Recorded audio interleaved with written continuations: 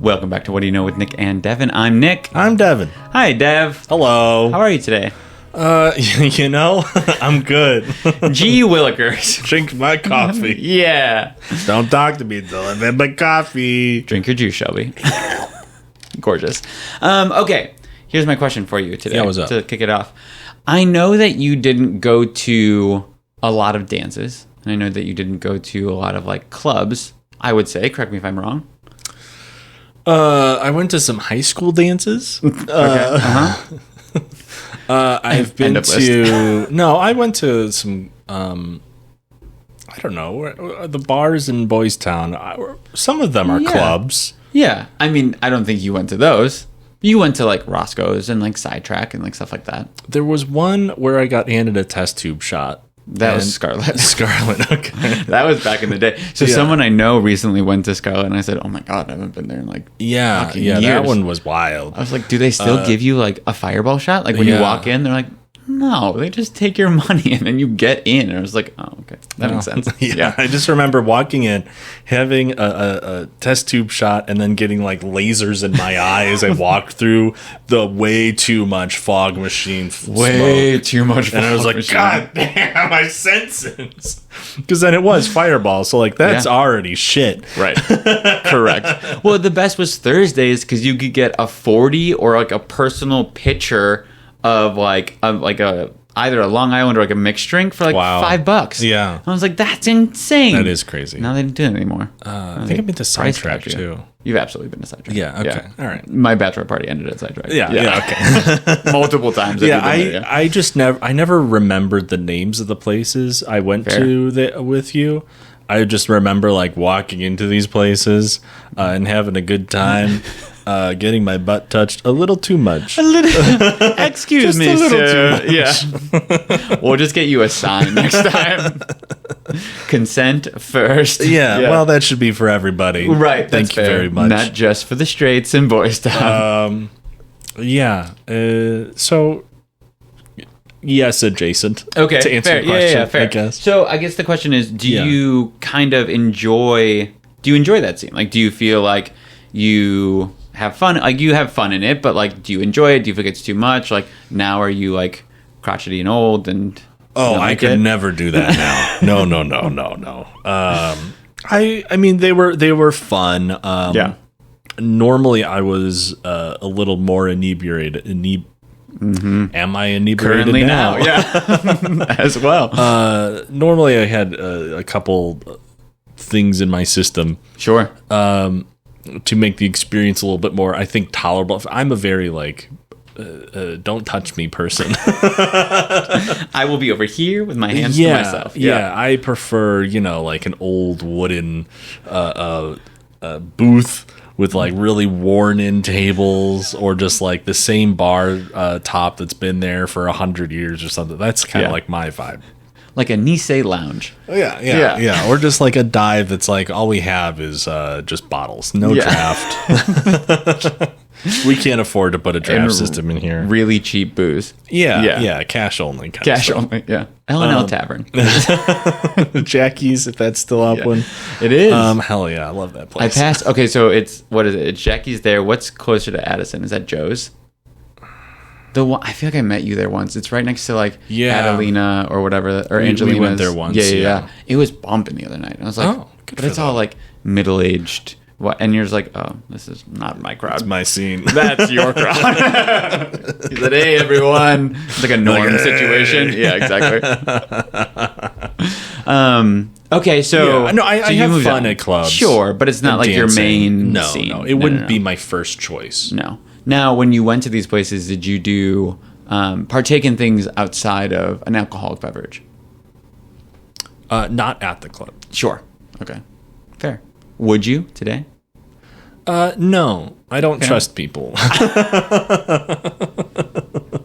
Fair enough. No, I would do it like beforehand.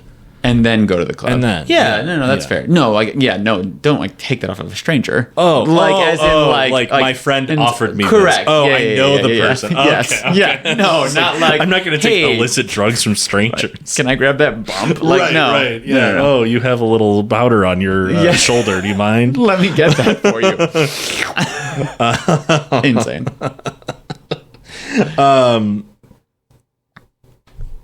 If it's my friend, then maybe. It depends on the day. Okay, it depends. If I have to work tomorrow. Okay. If I have to work, so many external factors. There's a lot of variables in this situation. And it has to check all of the boxes. If Gail is listening, no. I would never. If Gail's not listening, it depends. Gail, I'm going to need you to put earmuffs on really quick, please. All right. Well, let me ask you the titular question. Mm-hmm. What do you know about circuit parties? Oh, you did a mini-sode about this. I did. I imagine it's just a fun clubbing time. Yep, and that's how they describe it. A fun clubbing time. That's all I got. Do you have like a perception? Like when I say that, do you have like an image of your head of like what that looks like? Like take the mini-sode out of it. Like do you have like a... Okay, so just like circuit itself. Circuit, not circus. Right? Correct. Yeah, not a circus party. So many clowns. Like a barn Jesus. Elephant bartender. Yeah.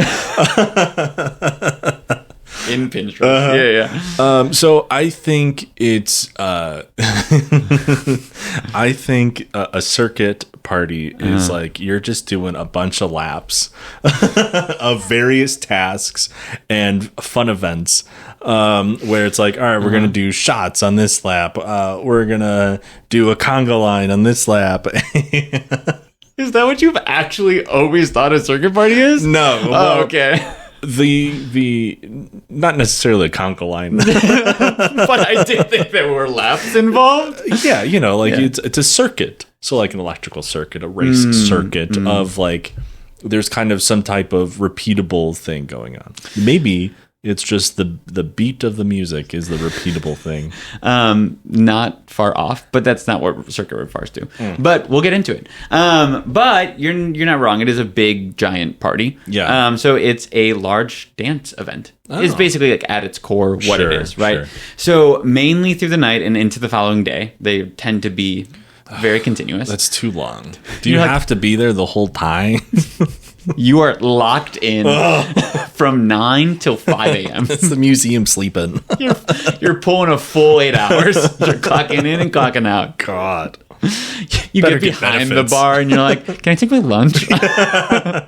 Take a quick 10. Need a 10. Yeah.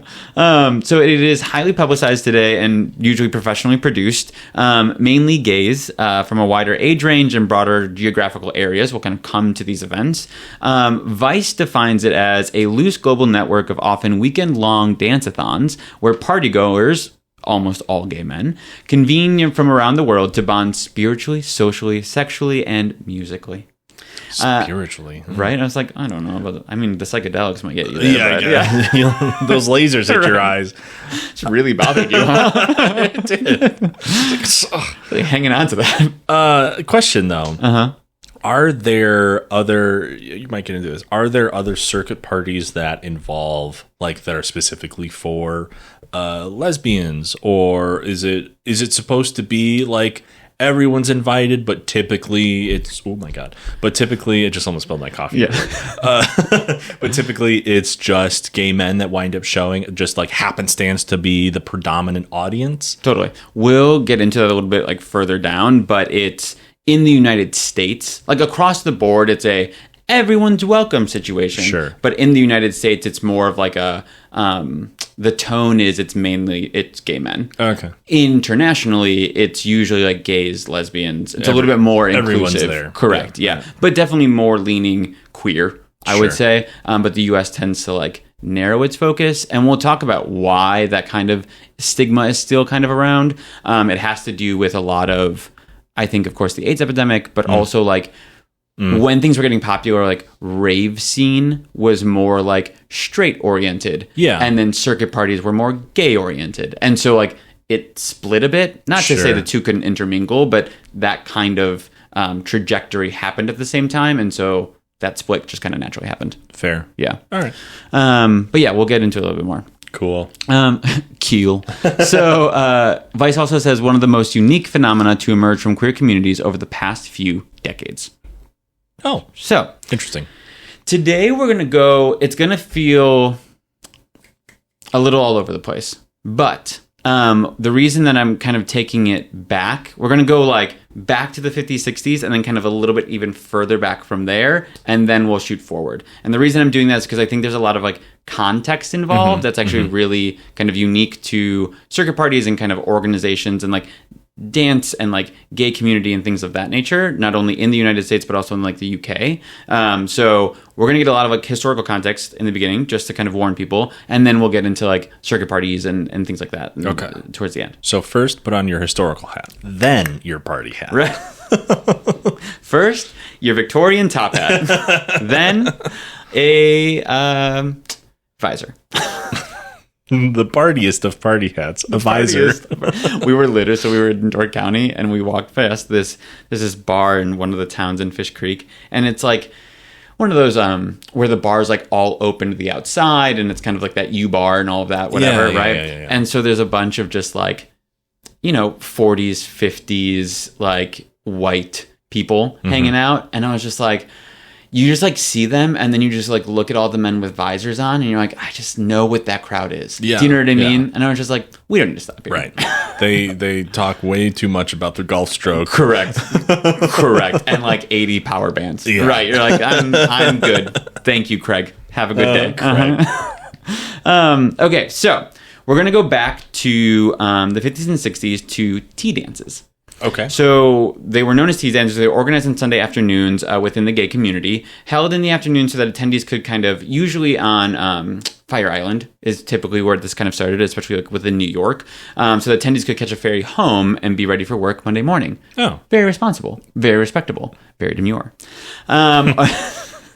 Originating in New York in the 50s and 60s with the illegality, of course, as we know from previous episodes, of known gays to drink in public bars until the mid-60s, since police would raid, the gays found another way to mingle, kind of like the dating scene of sorts, right? Sure. So, like I said, it started in Fire Island in Cherry Grove and the Pines.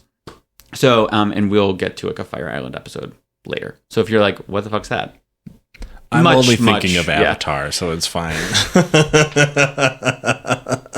And then the Fire Nation attacked. Yeah. That's where we get to in the middle of this. You're like, wow, you took it really back. Yeah. So the beginning dances included a full tea service. Oh, that's and nice. Now, with little finger sandwiches? Little fingies. Now we're going to get into what the fuck's the tea service? And how did that happen?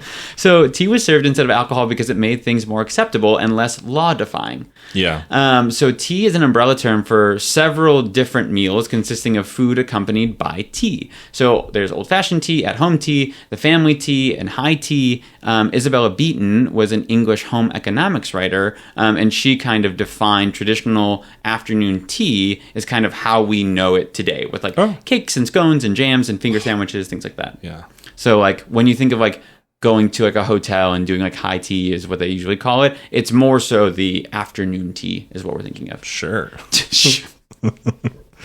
You immediately thought of that, I think. Yeah, definitely wasn't stuck on scones. Right. I think it goes for a good fucking scone right now. Fucking love scones. So tea time is usually eaten mid-afternoon to early evening. So until the 18th century, dinner was the heaviest meal and was eaten in the early afternoon, typically around what we know as lunchtime today. Oh. So supper was a later and lighter meal. Oh.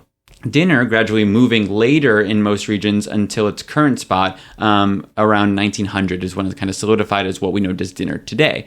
The custom of afternoon tea, typically eaten between 3:30 and 5 p.m., originated in wealthy class or social classes in England in the 1840s. Okay. Of course. Yeah. So it was invented by 7th Duchess of Bedford, Anna Maria Russell, one of Queen Victoria's ladies-in-waiting. Mm-hmm. With urbanization and industrialization, the wealthy were having their evening meals later and later. Right. But of course, still eating lunch kind of midday. So the Duchess was not too pleased with this gap between the two meals, stating that it presented a, quote, sinking feeling. I'm just like, how bored do you have to be like, I need a little snack because I have nothing to do between lunch and dinner. Christ. Wow. She then requested that tea, bread and butter, and cake be delivered to her room in the late afternoon. Okay. She was like, if I have nothing to do, I'm going to eat. That's basically what she said. Been there. She originated girl dinner, is what I'm hearing. So after a few days of this ritual, the Duchess began inviting her royal courtier friends over for afternoon tea. So Queen Victoria approved, and by the 1880s had adopted it herself with official tea receptions held at the palace. Oh. And at her palaces. I actually have S in parentheses. Right. Although this is the consensus on the origin of afternoon tea, tea as a social gathering can be traced to reference a century before from Jonathan Swift in 1738. Noting that tea as a gathering has been, or a gatherer, has been around for some time. Yeah. So she kind of like originated afternoon tea and this kind of idea of like a social gathering around tea time. Yeah. But like tea itself, much like coffee, kind of became like a gathering point, right? I'm sure some of the Eastern cultures have something to say to like, Queen Victoria. They're like 1738, late to the game. Jesus. So that's kind of, I wanted to talk about like tea time and like where that kind of started from, right? And like the social aspect of that. And now I kind of want to go a little bit into tea dances. Yeah. So back on Fire Island. No, we're going to go a little bit back. Tea dance is kind of where they kind of originated and why the 50s and 60s kind of took that term a bit. Okay. So tea dances, or the dansant, I don't know, whatever, French for dancing tea, was held in the summer or fall from 4 to 7 p.m. Sometimes a garden party would precede the dance, typically in like the English countryside that would happen. Sure. You know, a garden party before you have your dance, if you will. Got a pregame. Right, the dance. So it was originating in the French colonization of Morocco and spawning from the afternoon tea tradition. So 1880s Victorian era etiquette books detailed instructions on how to host such a gathering. So take note. I expect the next time I'm here that we have a tea dance, okay? Okay. The dogs included, yeah. So afternoon dances are seldom given in London, but are a popular form of entertainment in the suburbs, in garrison towns, watering places, etc. The dances were even held by Royal Navy officers aboard ships. The menu included tea, coffee, champagne, claret, fruit, sandwiches, cake, and biscuits. That's awesome. Right? That sounds so good. It's cute. So a live orchestra or small band playing light classical music was expected, even with the phonograph invention. So even they were like, you could play a record, but we expect a live band, live music. Okay. Yeah, cool.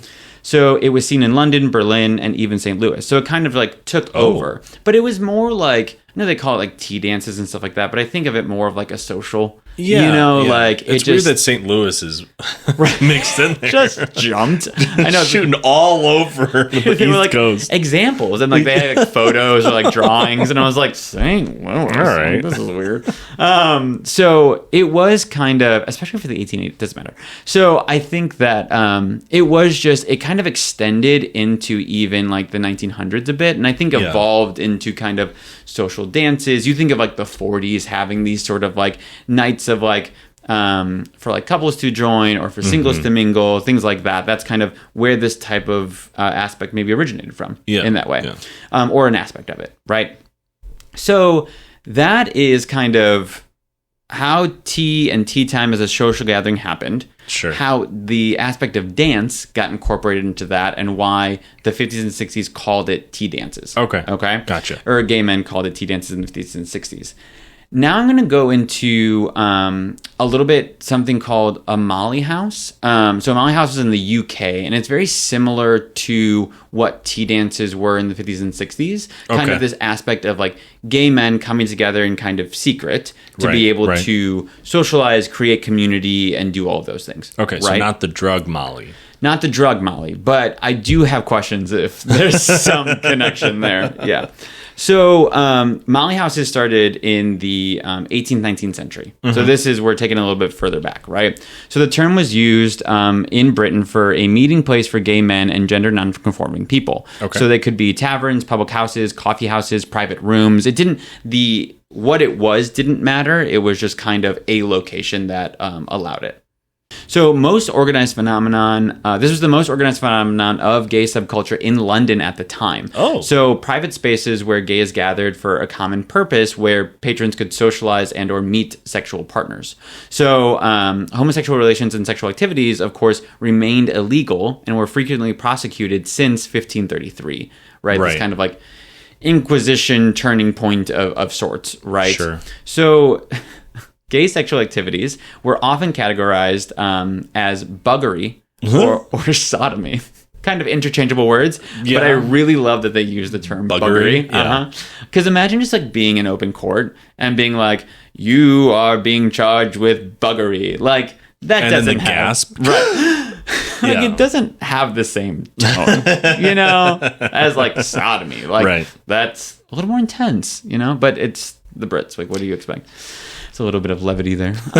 So, according to the old laws, quote, in order to obtain a conviction, it was necessary to prove that both penetration and ejaculation had occurred, and 2 witnesses were required to prove the crime.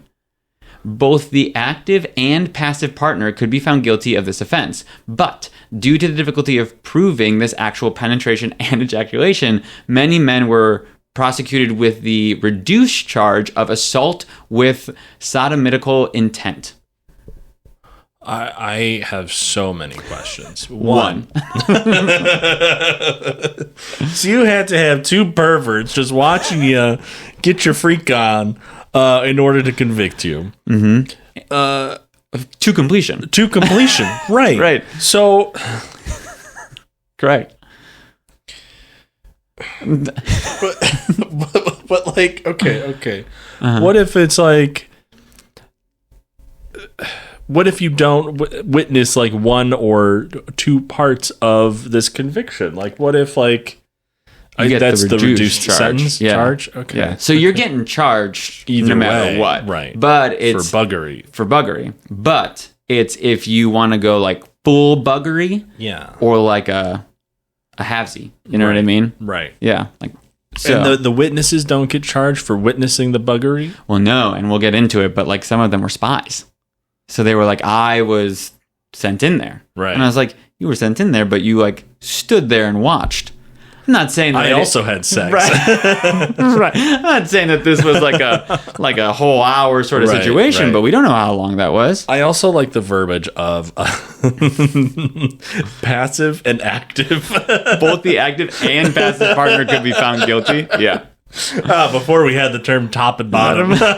Which it's funny because like, and we'll get into it of like, of the times, but it is kind of crazy that they had to distinguish like, even if you were the top, even if you were the active, more masculine one, you could still be charged. Right. And I'm like, was there a case where like that might not have happened? Like where you were like, you're fine. Right. Yeah.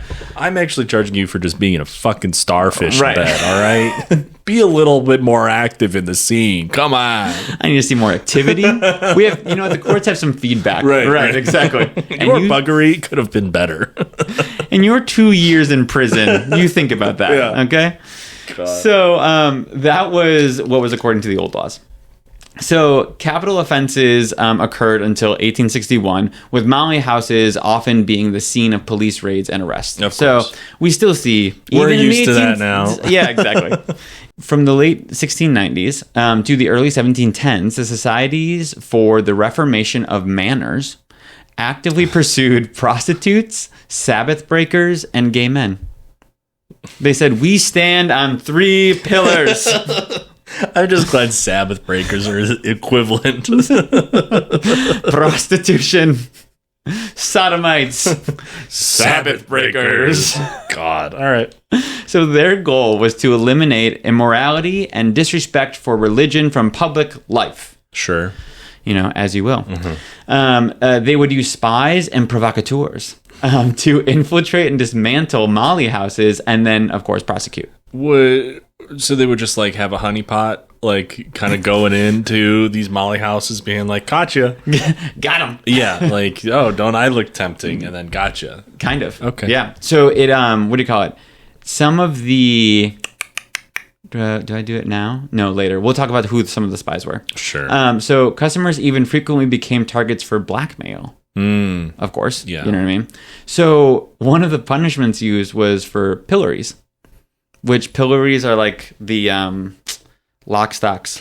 Oh. So you gotta like stand, and then the pillories were used, were placed where like frequent sodomites were arrested. Right. So they'd be like, this is a hotbed of sodomy. And then they would put a pillory there. And then you got to stand on the pillory. And then those were put into later sex dungeons. And then you said, That's an interesting position. how can I reuse some of that? Taking it back. Right. The original reduce, reuse, recycle. So top prosecutors, or prosecutions taking place in the late 1720s with the raid on Mother's Clap, the most famous Mali house.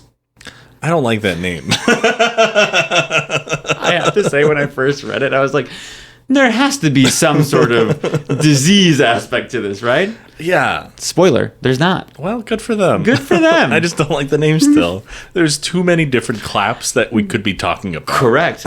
I'm going to be bringing this up a lot more frequently through this episode. Love it. Perfect. Thumbs up. So Mali districts also became commonplace, especially in areas with a high rate of criminal acts like theft and prostitution, as it was acknowledged and tolerated there. Sure. Right. So they're like, this is a hotbed of do whatever you want anyway. So go for it. One of my sources referenced it as Fagin's Den from Oliver Twist, and I was like, wow, okay. What a fucking you read Dickens, we get it. Jesus Christ. So why Molly? Yeah. So Molly is a nickname for Mary. And why Mary? And colloquially was used in 18th century England to refer to a lower class girl or woman, sometimes a prostitute, or slang for an effeminate, usually gay male. Oh. Right. So another possible origin rooted for a gay male could come from mollus, which is Latin for soft, gentle, tender, something of that nature. Correct. So I think knowing Latin, Molly, Mary, that sort of thing. So the passive effeminate partner in a same-sex relationship is more of a mollus, whereas a moil in Latin, meaning hardworking or to move around in confusion or agitation. So the more passive person was the gentle, weaker one, and then the active partner was the hardworking or was confused when they slid into another man. Whoops. And was sexually agitated. Yeah. I don't know what I'm doing. So that's kind of where Mali came from, and that's why they're called Mali houses. Sure. So a little bit about like why it kind of shifted into this, or why that even kind of came about, was gender roles in the 18th century London. So during the Georgian era, there was a high importance on the concepts of family and the household as fundamental units for reproduction, subsistence, and interaction between generations. Okay. So those are like the main focuses of a household, right? This shifted male and female roles into more static forms, right? So men were associated with an assertive, active role in both sexual behaviors and managing the household, whereas women were defined in terms of maternal functions, more passive. So previously there were, women were actually previously attributed to lustfulness and aggressiveness in sexual matters, but the Georgian era kind of came in and said, no, procreate. Interesting. Okay. I think there was kind of this aspect of, before Georgian era, there was a freedom to it because it was kind of like behind closed doors. And so there was this element of just kind of like, let it kind of rule itself. But then Georgian kind of was like, don't you want to be like upper class? Don't you want to do, you know what I mean? Right, and there was this kind of rule now in these more like religious conservative values and such.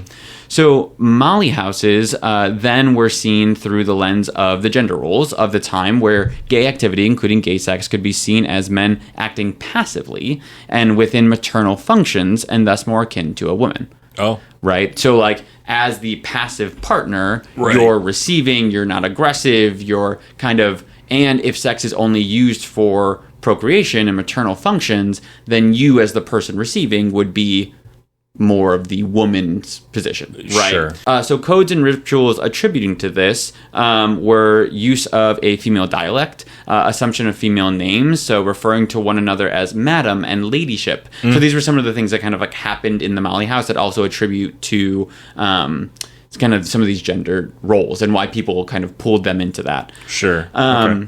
So referencing one another as madam or ladyship. So some of the names noted that author James Dalton had heard while kind of attending some of these Molly houses were China Mary, Flying Horse Moll, Small Coal Mary, Joanna the Ox Cheek Woman. These are a lot more extravagant than I was anticipating. I was like, I don't think that these kind of are within the female dialect. I think these are just insane names. Yeah. Tub Nan, Suki Pisquil, Okay. Aunt England, Pomegranate Molly, Orange Molly, a lot of fruit, Old Fish Hannah, Rough. That one's rough. Thumbs and Waist Jenny, Okay. Queen Irons, Yeah. whose alias was Pippin Mary, and then there was Hanover Kate, who was married to Pippin Mary. Wow. And I was like, this goes a little too deep. There's, I think, too much lore involved in this one. Yeah, I feel like I've heard some modern drag queens use some of these names. Correct. They're like, let me go further back. Yeah. There was Miss Kitten. There was Black Mole. And my favorite was Old Man That Never Wears a Shirt. Hey, where's Old Man That Never Wears a Shirt? That's just the dude at the gym. Right. Like, what? The dude lounging on the chaise. Yeah. Christ. So those were just some of the fun names that James Dalton wanted to bring to the world. Yeah. Thanks, James. So, of course, there was also cross-dressing. There was marriage rituals, which either could include, like, sex or actual ceremonies between a Molly and his male lover. Sure. And then there was wild mock birth rituals. So Pass. we're going to say no on that one. Thanks, though. So these birth rituals took place only during festival nights, which was kind of like a capital F, capital N, Sure. towards the end of December. So it was a way to mimic birth and relieve extreme stress the social group was forced to live under. So it was kind of this, like... Wait, what? It was like a dramatic, like a dramatized, like, affair of a man, like, pretending to give birth, but the birth was like a release of the oppression that gay men were under because they felt safe in a Molly house. Does that make sense? Yes and no, but I get it. You have to remember how gay and dramatic these houses were. This was a whole production, okay? Like, okay, so here's what I'm picturing in my head when you talk about this. It's like... I don't know how accessible watermelons were, but they get a watermelon. I don't know how accessible watermelons were. And they, like, have this whole big, like, breathe, push...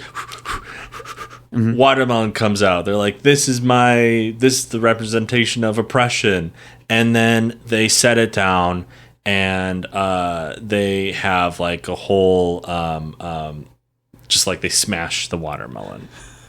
Like a Midsummer Hammer situation? Sure. Oh, you've never seen that? No. Okay. I was thinking of, what's his name? Geiger? No, not Geiger. That comedian from like the 60s, 70s who had wore like suspenders and smashed watermelons. Yeah. Prop humor. Yeah. Prop humor. Got it. Is that what I'm happened? picturing is a lot of prop humor. It was very like, yes, very similar. I don't think they smashed the baby, but I think... Smash the oppression. But I don't think the baby represents oppression. I think the baby represents like hope and new birth and like regeneration, and the pain and the stress of delivering it is releasing that stress. Got it. You got it. I'm there now. But I appreciated your Benny Hill sort of prop comedy imagery there. Yeah, I'm a creative. What can I say? We'll do both productions and see how the audience reacts. Yeah, 100%. A/B testing. Yeah, exactly. So those are that's kind of why Molly happened. That's kind of what happened kind of in these Molly houses, right? Sure. It allowed Wild time. It allowed more kind of flamboyant men that wanted to kind of lean more into the effeminate, the space to do that, and gay men that were potentially more masculine or just wanted to be amongst one another, to also kind of find a space to socialize, find partnership, find sex, all of those things. Sure. Right? So let's talk about Mother's Clap. I want to circle back. I don't know if I want to. So Mother's Clap was the most well-known Molly house in London. Oh, okay. So it was technically a coffee house. And it was Mother Claps was the name of the woman who owned it, or like her nickname, which I do have questions as to why. It was a coffee house and also possibly her own residence, because there were like rooms and things of that. So I think it dueled as both, right? So it sat in a rookery or like a city slum. So again, kind of that high crime, prostitution area, those sort of districts, right? Owned by Mother Clap or Margaret Clap. From 1724 to 1726. You can't fault her. Her last name was... She was born with the last name. I know, but still. You can change your name. I will just refer to her as Margaret or Mother. Miss Clap. Miss Clap. Which now knowing that, like, Mother has become a thing like within the gay community and even has expanded then out of that. I want them to like pull a reference to Mother Clap because honestly, she took care of gay men in, the 1700s. So we could be referencing Mother her. Clap was a woman? Mother Claps was, yes, sorry, okay. Margaret Clap, known as Mother Clap. Yeah. Operated the most well-known Molly house in London. Right. The Molly house was known as Mother Claps. Yes, but Margaret Clap is Mother Clap. Is a woman. Is a woman. Okay. I didn't know if it was just a name, like James had listed all these names. I didn't know if Mother Clap was just a name that was given to one of the gay men. No. A female woman. Perfect. All right. A woman. A woman? All right. I'll move on. So, Mother Clap was known for caring for her customers and catered to gay men who often frequented her place, allowing one lodger to even stay for 2 years. She also provided false testimony to get a man acquitted of sodomy charges. Hell yeah. Right? Do it. That's an ally. Through and through. Would you lie for me? Yeah. Thank you. I think. Oh, probably, to be honest. I was like, yeah, that makes sense. She had beds in every room of her house, which I was like, I don't know if we needed to throw that out there. I think we just kind of assumed beds were around. It was common to have 30 to 40 men every night, more especially on Sunday nights. So, after you go to church and feel oppressed, right, you go to the Molly house. She only left the premises to run across the street to the tavern to get drinks for her customers. Which is why they also believe it was her residence. Yeah. Because they're like, why are you not leaving more often? Right.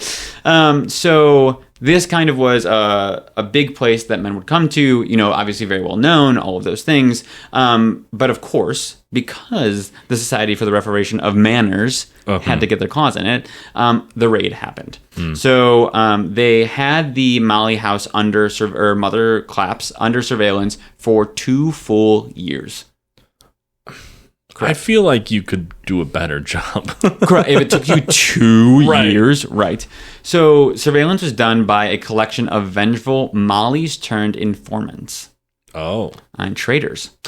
Which then you kind of go, no, you. You know what I mean? Like, absolutely not. You don't get to do that. So, for example, Mark Patridge, we're going to name drop him, from 1726, was outed by his lover and was then turned into an informant for the police. Wow. So they're like, you could be prosecuted or right, we'll make a deal with you. So he led policemen undercover into Molly houses and introduced them as his husband, like the policeman as his husband, sure. So they could investigate more thoroughly. And I go, this feels too in depth. Yeah. This feels too like, I kind of want to go to the Molly house. You know what I mean? And you're just trying to check it out. Right, I volunteer. Yeah. You know, I don't want anyone else having to. I'll be the martyr. You shut up, Johnson. Right. I'm going. I'm doing it. Okay. So in February of 1726, the Molly house was raided by police, and around 40 of its occupants were arrested. Oh. Half a dozen patrons were formally charged, and Mother Clapp was indicted for keeping a disorderly house and for encouraging her customers to commit sodomy. Which I love to think her just like going around being like, "You're gonna have sex?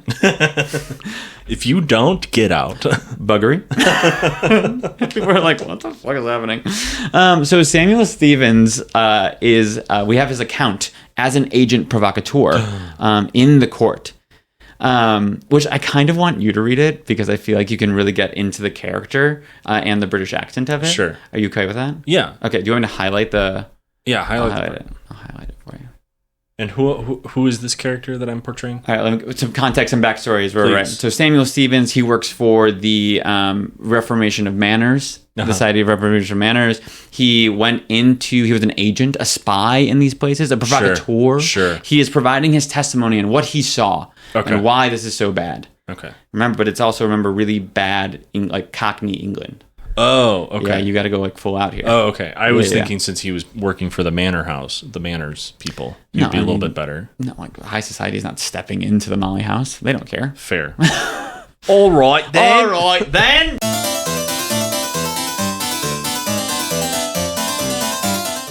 On Sunday night of the 14th of November, I went to the prisoner's house in Field Lane, Holborn. I found near men 50 there, making love to one another, as they'd called it. Sometimes they'd sit in one another's laps, use their hands indecently, dance and make curtsies and mimic the language of women. Oh, sir, pray, sir, dear sir, Lord, how can ye serve me so? Ah, ye little dear toad. Dear toad. Then they'd go by couples into a room on the same floor to be married, as they called it.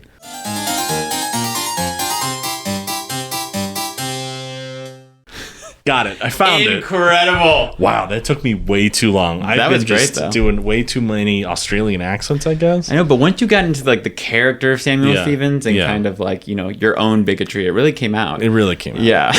Some repressed feelings. You really had to like search for the homophobia. Yeah. That makes sense. That actually was really good. Thanks. I say. I haven't done Cockney in so long. I think because back when I would do improv, like Cockney is so easy to fall into as a character choice. And like there's this thing that like once one person does it in a scene, it just infects everyone in the scene. So then it just turns into a weird like Cockney scene. And so you just kind of forget how to do that, or at least I did for myself.